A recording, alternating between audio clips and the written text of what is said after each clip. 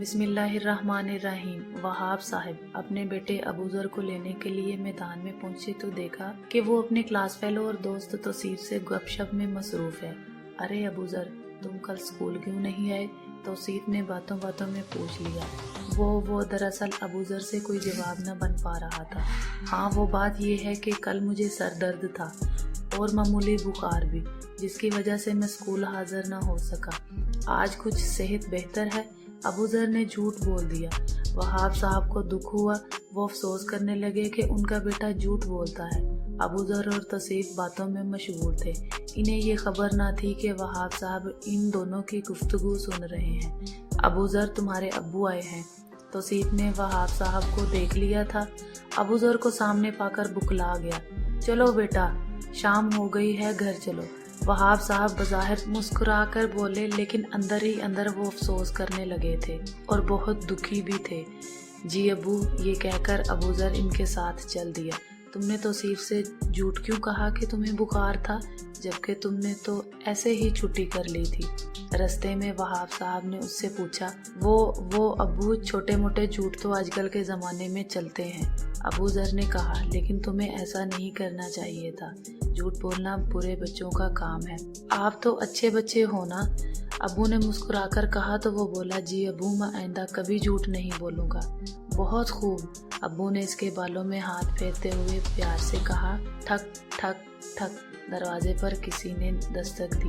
ابوذر بیٹا، جا کر دیکھو کون آیا ہے، ابو نے ابوذر کو آواز دے کر کہا۔ جی ابو۔ ابوذر سعادت مندی سے دروازہ کھولنے چلا گیا۔ تھوڑی دیر بعد واپس آیا تو بولا، ابو، آپ کا دوست شوکت آیا ہے۔ اوہو، جب دیکھو پریشان کرنے چلا آتا ہے، پتہ نہیں وہ کام نہیں ہوتے اسے، بدتمیز کہیں کا۔ ابو غصے سے بول رہے تھے۔ ابوذر، اسے کہو ابو دفتر سے ابھی نہیں لوٹے، وہاب صاحب نے کہا۔ وہ دروازے کی طرف گیا اور کہنے لگا، انکل، ابو جان نے آپ کو بہت برا بھلا کہا ہے اور یہ بھی کہا ہے کہ اسے جا کر کہہ دو کہ دفتر سے نہیں لوٹا۔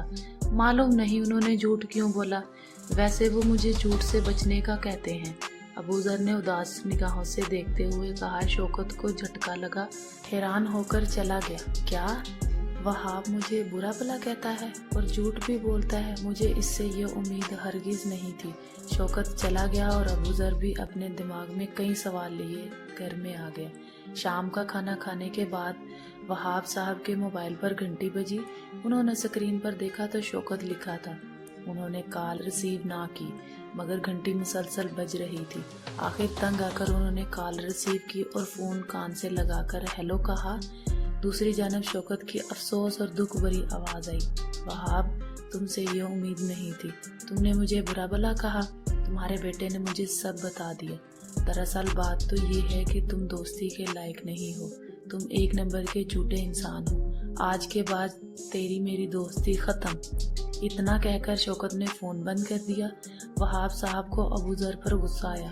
انہوں نے اسے بلایا اور ڈانٹتے ہوئے کہا، تم نے شوکت کو ہر وہ بات بتا دی جو میں نے اس کے بارے میں کہی تھی۔ ابو، آپ بھول گئے ہیں۔ جواب دینے کی بجائے ابوذر نے سوال داغ دیا۔ پرسوں والی بات بھول گئے؟ جب میں نے اپنے دوست سے جھوٹ بولا تو آپ نے مجھے نصیحت کی کہ جھوٹ نہیں بولنا چاہیے، لیکن آپ وہ نصیحت بھلا فراموش کر گئے۔ آپ نے مجھے تو جھوٹ بولنے سے روکا تھا، مگر خود آپ نے اپنے دوست سے جھوٹ بولا اور مجھ سے بھی کہا کہ اسے جھوٹ بول دوں کہ آپ ابھی دفتر سے نہیں لوٹے۔ آپ نے مجھے تو نصیحت کی لیکن خود عمل نہیں کیا، پھر فائدہ کیا مجھے نصیحتیں کرنے کا؟ میں جھوٹ نہیں بول سکتا تھا، کیونکہ جس دن آپ نے مجھے جھوٹ بولنے سے روکا تھا، اسی دن سے میں جھوٹ سے نفرت کرتا ہوں اور سچ کا ساتھ دیتا ہوں۔ اسی لیے میں نے شوکت انکل سے سب کچھ سچ کہہ ڈالا۔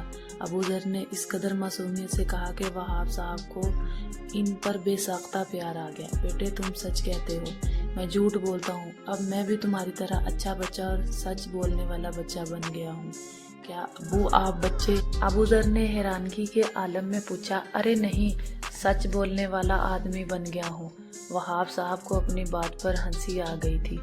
ابو، ہم کل جا کر شوکت انکل کو منائیں گے، ٹھیک ہے؟ یہ کہتے ہوئے انہوں نے ابوذر کو گلے